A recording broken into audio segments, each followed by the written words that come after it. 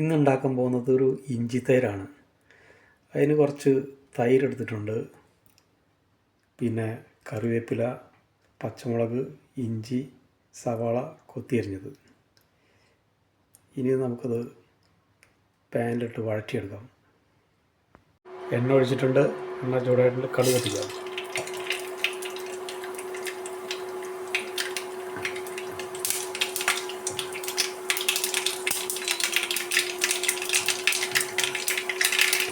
സവാള,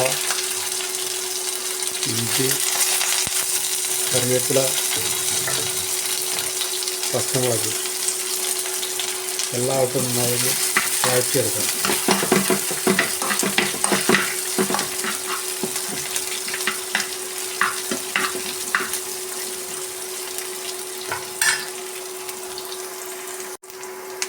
ഒരു light brown കളറാകുന്നത് വരെ നമുക്ക് വഴറ്റിയെടുക്കാം. ബ്രൗൺ കളറായിട്ട് കുറച്ച് ഉപ്പ് കൂടിയിട്ടിട്ട് ഉപ്പ് കൂടി വെക്കണം.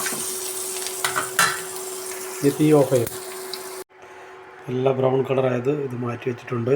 ഇതിന് തൈരിലേക്കിട്ട് മിക്സ് ചെയ്യാം.